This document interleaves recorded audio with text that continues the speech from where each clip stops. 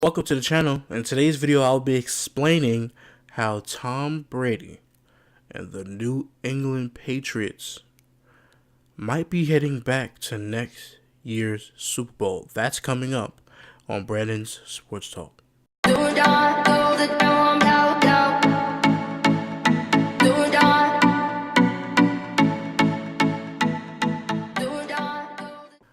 Alright, thank you for joining me on the channel today. Now, everybody's probably wondering why in the intro I said they could be going back to next year's Super Bowl. Well, that's because they basically won free agency. The New England Patriots basically robbed and stole free agency as if they did not win the Super Bowl. For what reason? They're trying to get number 6. To say that you have 6 Super Bowls since the year 2000 to 2017 to the 18th season. To say that you have 6 Super Bowls and you've been to 8 is probably one of the greatest things that any coach or quarterback, as in Tom Brady and Bill Belichick, can say in their legacy. It defines their legacy now. In free agency, to me, the New England Patriots won free agency because they acquired tight end Dwayne Allen from the Indianapolis Colts, who was a number 1 tight end for that team. Now, everybody's probably wondering, oh, there's just Dwayne Allen. They got an undisclosed draft pick for him. It was whatever. If he left the Colts, then they probably didn't see anything in him. No. The New England Patriots, they got a steal for an undisclosed draft pick, which means that it is not going to be a first or a second round pick. So that means they have Dwayne Allen alongside with the returning Rob Gronkowski. From injury, he suffered that back injury, had back surgery, and now he's cleared and it's not even training camp yet. So now you run a 2 tight end set. You don't know which tight end it's going to again, as in last year when they had Martellus Bennett and Gronkowski at the same time. Now they just put in Dwayne Allen, who's a number 1 tight end who will be playing in the number 2 spot. To me, that's an automatic steal. As soon as free agency started, they acquired him first. That is a steal for the New England Patriots. Now everybody's saying, oh, who else? That's all you're saying? No. They acquired Brandon Cooks for the 2017 first round pick from the New Orleans Saints. Now, as you know, guys, the draft already happened.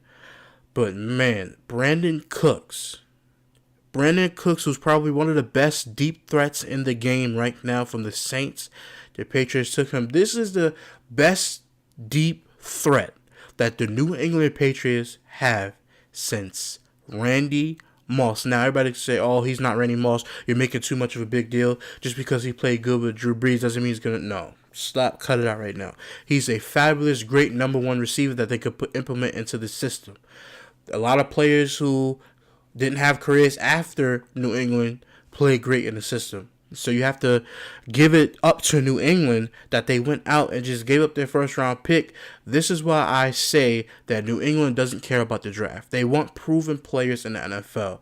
See, their strategy is if another team drafts that player, their contract is coming up, and they don't see value in that player anymore, the Patriots grab that player and put them in their system because Bill Belichick has a great eye for talent. Now, adding Brandon Cooks with Julian Edelman, with Damian Amendola, with those wide receivers, having that trio is just unbelievable. Malcolm Mitchell in the slot, who's actually developing to be actually a great receiver for that team, is just unbelievable. So I give the hats off to New England for acquiring Brandon Cooks. Also, they signed basically a top 10 cornerback and Stephon Gilmore from the Buffalo Bills. Now everybody's saying, oh, he's not a top 5, but he's a top 10 cornerback. The thing that not a lot of people see in Stephon Gilmore is Bill Belichick likes the size in that type of a cornerback for his system. They also signed Mike Gillislee from the Buffalo Bills. Now, signing Mike Gillislee, everybody's going to say, oh, he's just average player, da-da-da. Why are you making it such a big deal that he signed him and all these other things like that? No.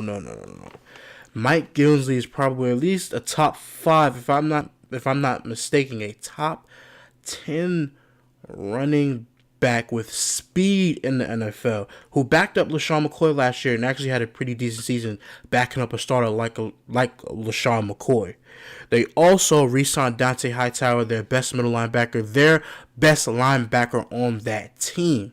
So you have to give it up. They say he might went to the Steelers, he might went to the Jets, but no, he actually stayed and re-signed with the New England Patriots. And they also acquired David Harris from the New York Jets, who was released from that team. So what does that tell you? And Bill Belichick is very, very, very fond of David Harris. He also said that he's a player that never steps off the field. When it's time to get off the field, he's always there. He's an every down player, and they signed him on a 2-year deal. What does that tell you? That he's getting seasoned veterans every single year. He's getting proven commodities. They're bringing back Malcolm Butler. Now, I know Logan Ryan left, but they have Stephon Gilmore taking in his place. They added running backs. They still have James White. They re-signed Brandon Bolden. They have a wide receiver in Brandon Cooks. And you guys remember something. This team went to the Super Bowl without these players last year. Imagine adding these good players that I just explained to you. Imagine how the season is going to go next year.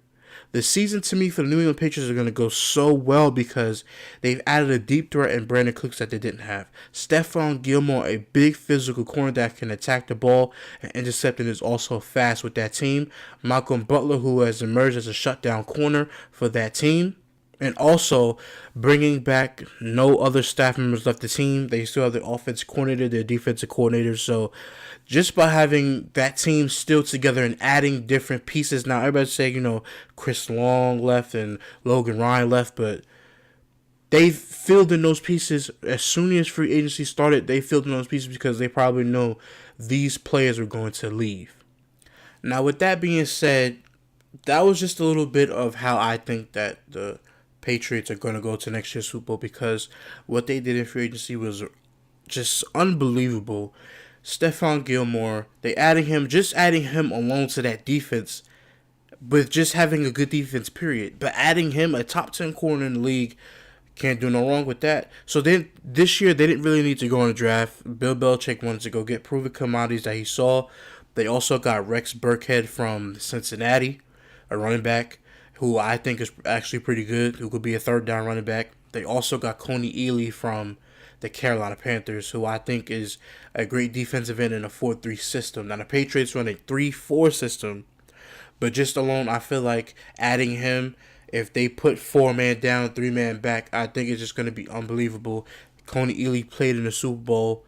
He was really, really good in the Super Bowl. So now adding him from the Panthers, it's just to me, it's just another steal.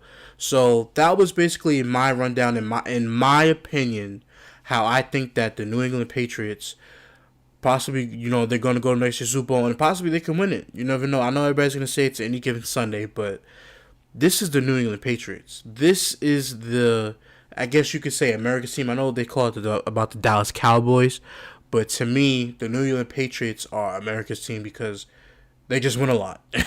And there's not really a lot of things that you really can do about it. It's great coaching staff. They have a great owner. So that was my perspective of how this team might, go to next year's Super Bowl and might win.